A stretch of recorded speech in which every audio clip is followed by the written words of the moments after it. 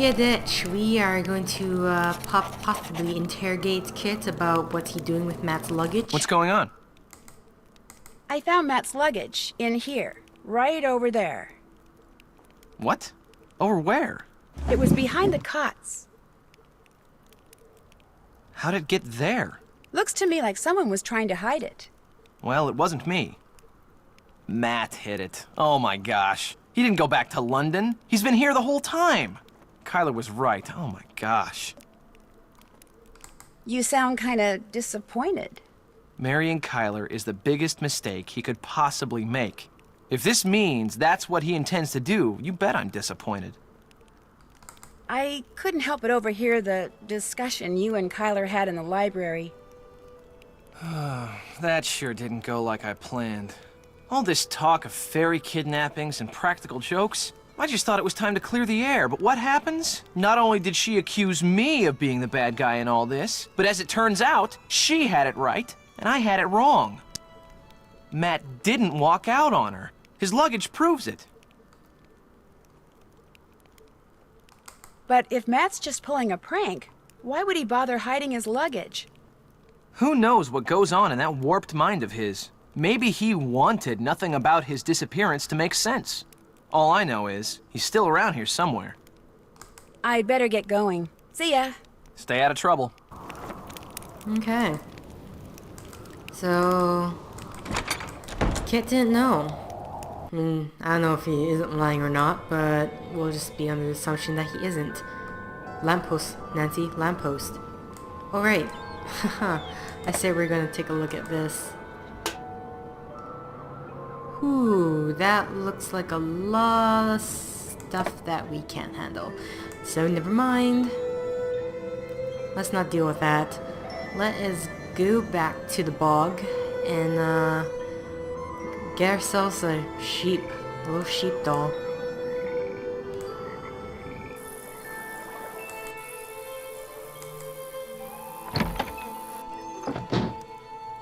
Okay. That sheep doll needs stuffing. Okay, so I need to get some... To stuff that sheep doll, I'm going to need more wool. Alright. Okay, so let's go. Well, we've seen the what's that machine called? The shearing thing. But either way, so we're gonna have to look at the sheep. Something about family name, color, and then we're going to have to estimate its mood. Oh, wall, Nancy, wall.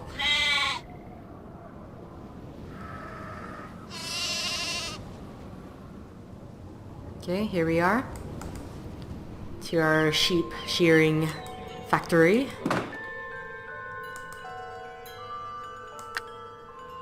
How do we turn this on?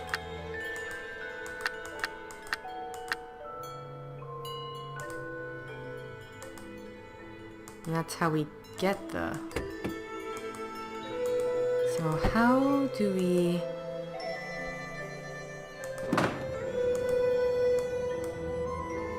I really hope we don't have to, like...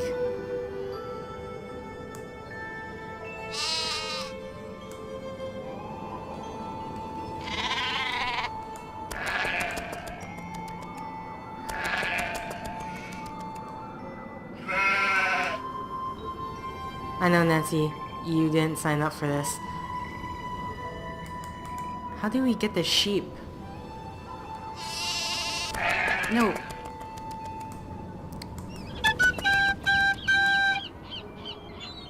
Is that it? Is that what the whistle's for? Carefully walk between.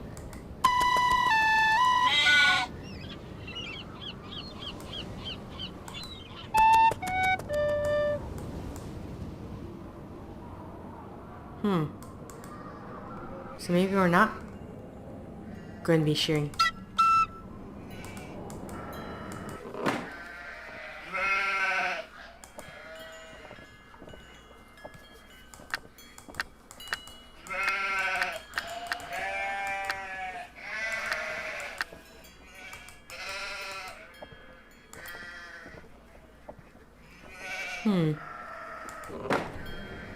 Yeah. I got a feeling that we're gonna have to herd these sheep. Goodness, where's a dog when you need one? Actually, maybe we should go have a chat with Donal,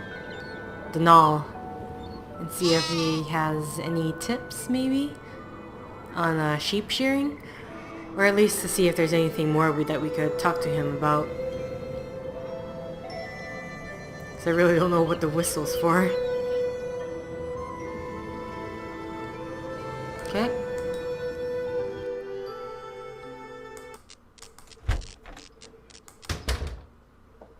What's on your mind, then? What do you know about the stone pillars with all the weird writing on them?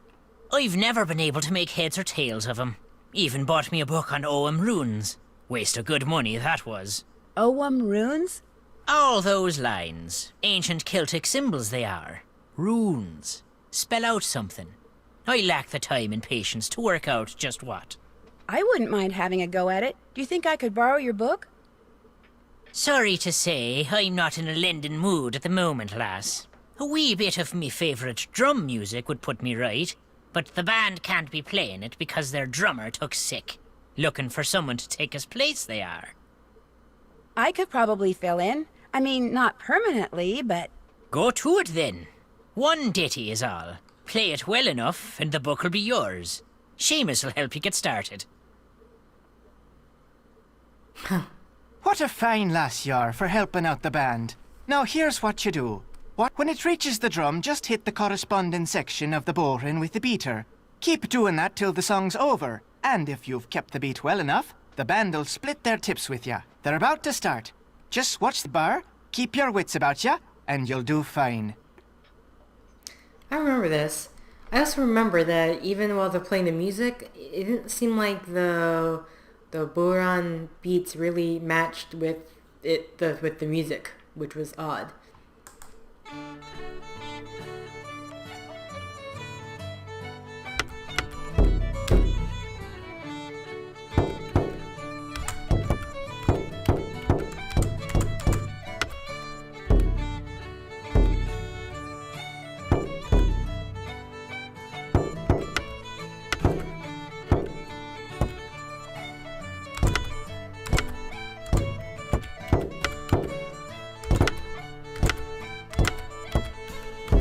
Oopsies.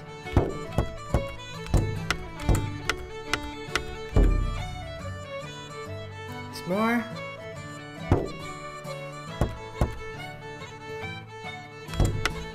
Oopsies.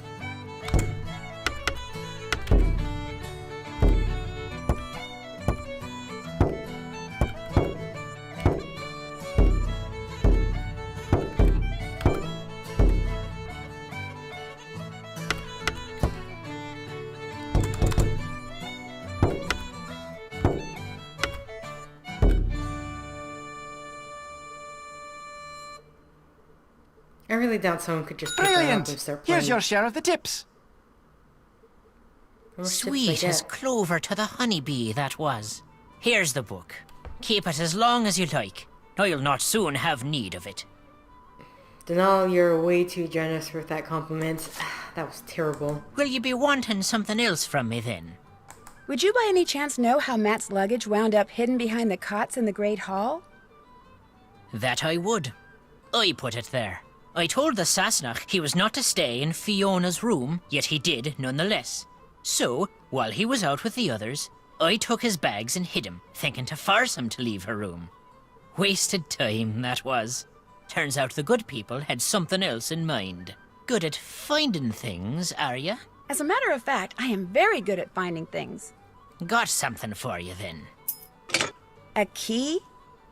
Aye, to the sheep pen.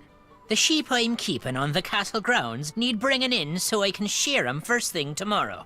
You want me to bring them in? There's 10 of 'em is all. With that lantern of yours, you'll be done before you know. Go on now, take it. Just walk the grounds, and whenever you come upon a sheep, blow a whistle, and back they'll go to the barn. When you think all 10 are in, go to the barn and make sure, then lock the place up, and that'll be that. Don't be looking at me like I've got 3 heads, lass. You can do it. Out with you now. There's work to be done. Nancy, you just play the musical instrument. I don't think you have to worry about anything.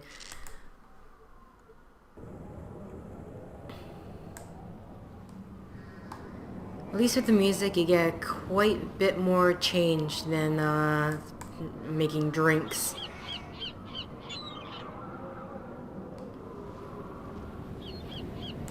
But yeah, sheep, huh? We already have 3. Me going around just blowing the whistle actually end up getting 3 sheep. Awesome. I wasn't even aware.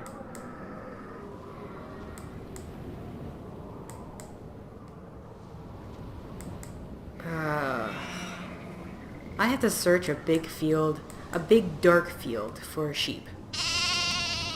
I hear you, sheep. Where are you? Oh, got you.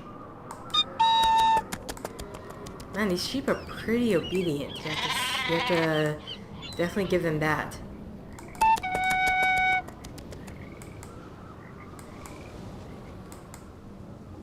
Here, sheep, sheep, sheep, sheep.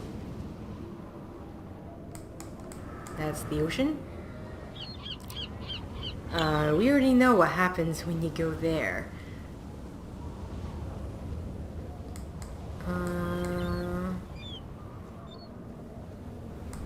Oop.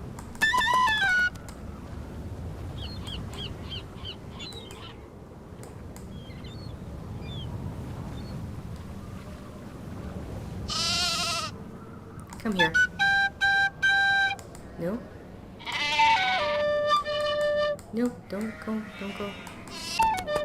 There we go. So 3 more. They're probably all banging and walking around. Found you. It's like a game of hide and seek in the dark, except they're not really hiding, they're just munching away.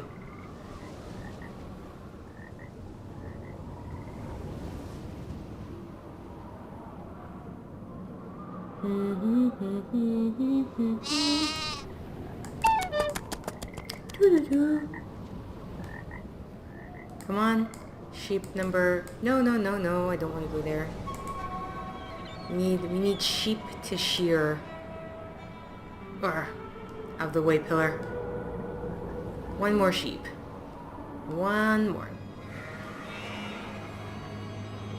On the bad side, this guy could just be about anywhere. I mean, big field. No! Yes, there we go. They run so quick.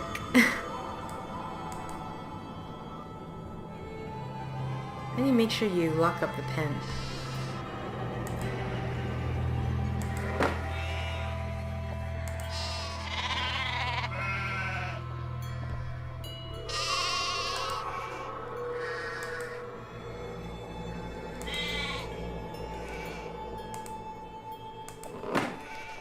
There, the paddock's all locked up. Oh. That was it. But,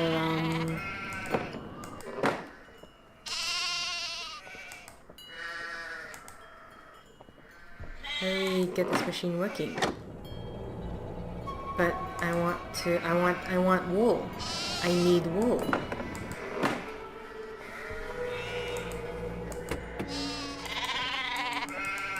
Okay. Is there...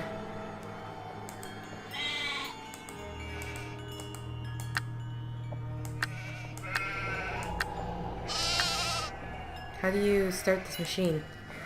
Do you need a key for that too?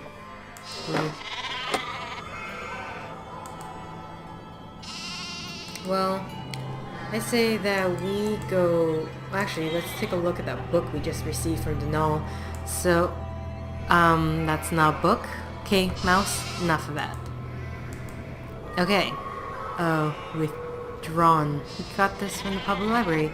The Ancient Celtic Sabbat. Being a short history and description of the 4 major sabbats compiled together with a diagram of the Ogham alphabet. Why am I doing this here? I should be going to the site, the pillar site, and reading it there. I just need to remember where it is. Oh, there we go. Alright. Here we go. Okay, so ancient Celtic society lived in the celestial skies, and the sun, moon, and stars defined their calendar year and celebrations. Though the summer and winter solstice were honored, the four major sabbats or festivals were the sabbats, is there a way to say that specifically, or festivals, were the midpoints between solstice and equinox. These four celebrations were Samhain, Bulk, Beltane, and La Lunasa. Because true written language did not appear in Ireland until the 6th century AD, no Celtic historical text detailing the celebrations exist. Lore and traditions were instead passed on orally by bards. In the 4th century AD, an early version of the written word appeared as the Ogham alphabet, known as Primitive Irish. It contained 20 letters split into 4 groups of 5 letters marked by a series of notches on a straight line.